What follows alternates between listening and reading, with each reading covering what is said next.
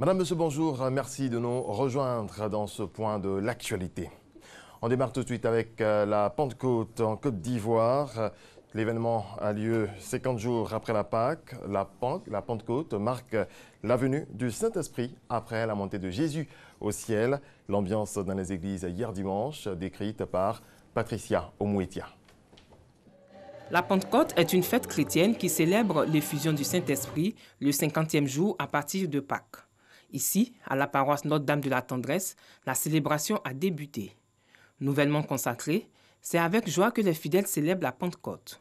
Les Actes des Apôtres situent explicitement le récit où les premiers disciples de Jésus réunis reçoivent l'Esprit Saint, selon le Père célébrant.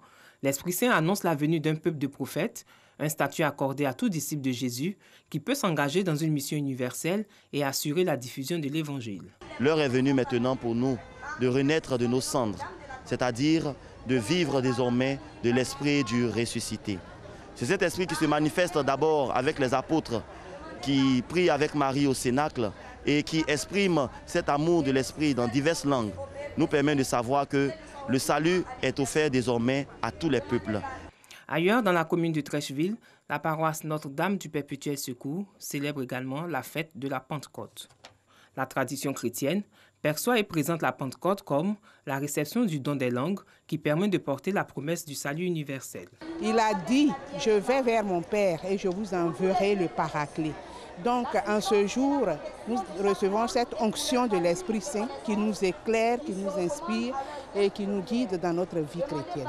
Je crois que c'est l'occasion pour nous de dire merci au Christ ressuscité pour tous les bienfaits qu'il accorde à chacun de nous et à notre société, et en même temps de demander à l'Esprit Saint d'embraser le cœur des Ivoiriens. Dans les traditions chrétiennes, la fête de la Pentecôte est une occasion spécifique de célébrer le Saint-Esprit, troisième personne de la Trinité chrétienne.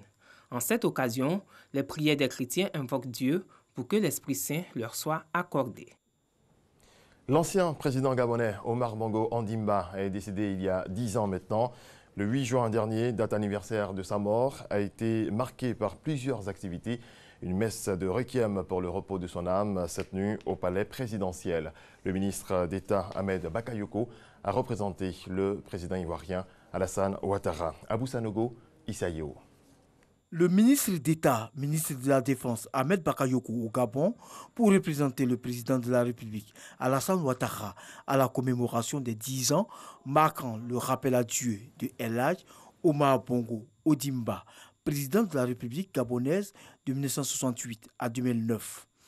Une commémoration marquée par plusieurs activités en son honneur, notamment une messe de requiem au palais présidentiel, en présence de plusieurs chefs d'État africains, qui ont tenu à rendre hommage à celui qui a participé à la résolution de nombreux conflits faisant de lui le médiateur de la région.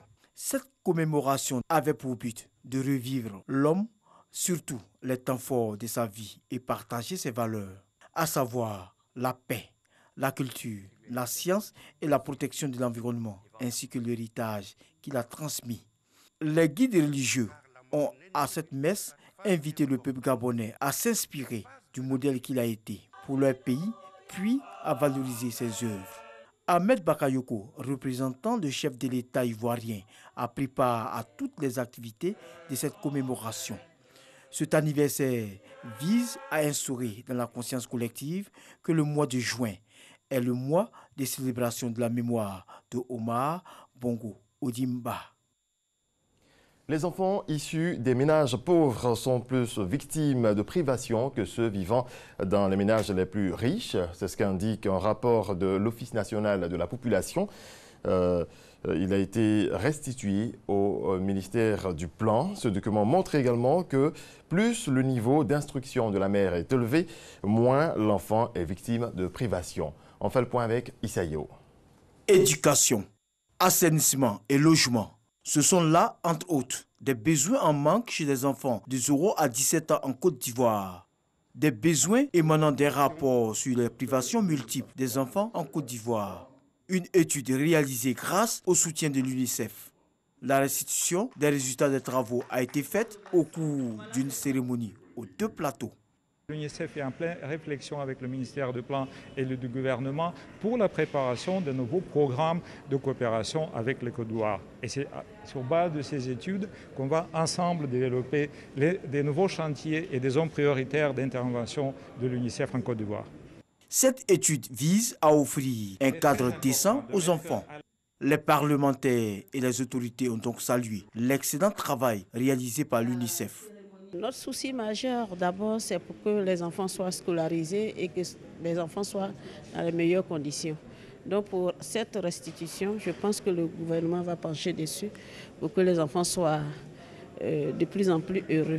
À travers la restitution qui a été faite, beaucoup d'efforts ont été faits par le gouvernement depuis 2011-2012, qui fait qu'une bonne partie donc de ces privations connaissent un taux de baisse très sensible.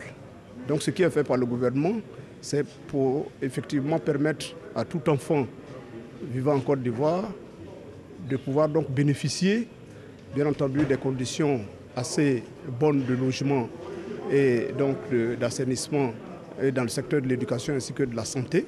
Le représentant du ministre Kabanyale a assuré que le gouvernement prendra en compte les recommandations de cette enquête afin d'améliorer les conditions de vie des enfants en Côte d'Ivoire.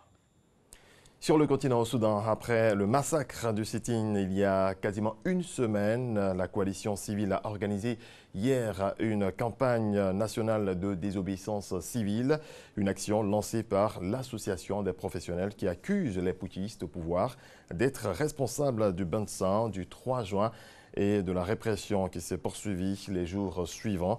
Pour protester, les leaders ont appelé à la grève et à la reprise des barricades. Les violences avec les forces de l'ordre ont fait au moins 4 morts.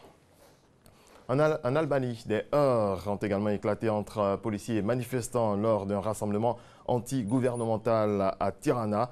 La police utilise des gaz lacrymogènes et des canons à eau pour disperser les milliers de manifestants rassemblés devant le Parlement. Il appelle à un gouvernement de transition et à des élections anticipées. Ils refusent de négocier avec le Premier ministre Edi Rama, qu'ils accusent de liens de criminalité et de corruption. Hong Kong a vécu hier l'une de ses manifestations les plus massives depuis la rétrocession à Pékin. Des centaines de milliers de personnes ont marché pour dénoncer un projet du gouvernement local d'autoriser des extraditions vers la Chine continentale. Les manifestants ont brandi des pancartes rouges sur lesquelles on pouvait lire « Non à l'extradition ». Près de 10 millions d'électeurs étaient appelés hier dans les bureaux de vote au Kazakhstan pour un scrutin présidentiel anticipé inédit. Il s'agissait de la première élection sans Nursultan Nazarbayev, au pouvoir depuis 29 ans et démissionnaire à la surprise générale en mars 2019. Le gouvernement norvégien compte faire passer avant l'été un projet de loi visant à interdire tout nouvel élevage d'animaux à fourrure et à démanteler les installations existantes d'ici au 1er février 2025. Reportage. Des milliers de visons sont dans ces huttes. Leurs fourrures sont le gagne-pain de Christian Nassen, agriculteur norvégien. Il a d'abord lancé son élevage en tant qu'entreprise secondaire pour compléter son petit troupeau de bovins. Aujourd'hui, cette activité représente 70% de ses revenus. En Norvège, ils sont près de 200 éleveurs de fourrure, mais le gouvernement prévoit d'interdire cet élevage et de démanteler des fermes existantes d'ici début 2025. C'est une très grande partie de mon revenu total et je n'ai aucune chance de vivre de ma ferme en général sans l'élevage des animaux à fourrure. Ici, les visons sont élevés jusqu'à l'âge de 6 mois avant d'être abattus pour fabriquer de luxueux manteaux d'hiver.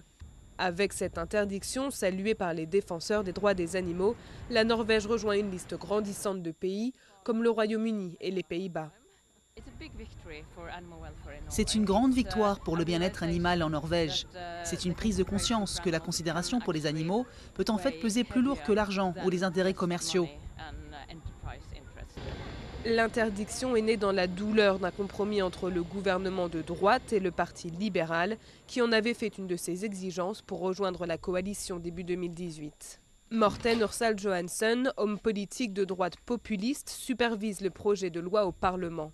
Malgré son opposition personnelle à l'interdiction, il dit avoir veillé à ce qu'elle soit mise en œuvre de la façon la plus indolore possible.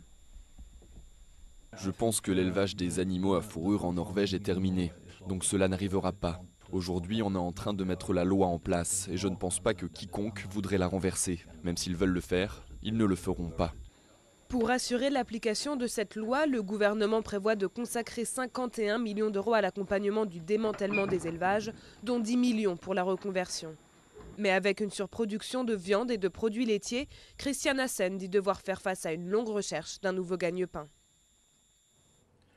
Du sport tennis, Rafael Nadal s'est offert hier un 12e sacre historique à Roland-Garros en battant l'Autrichien Dominic Thiem, numéro 4 mondial et déjà finaliste il y a un an en 4-7, 6-3, 5-7, 6-1, 6-1.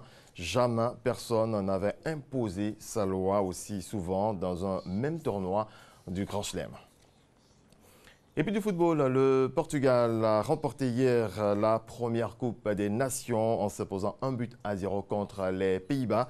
Unique réalisation de Guedes sur une passe de Silva.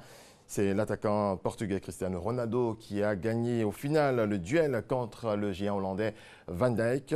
Même s'il n'a pas marqué en finale, il a énormément contribué à cette fin de match heureuse pour le Portugal. Voilà, c'est la fin de ce point de l'actualité. Merci à toutes et à tous de votre attention.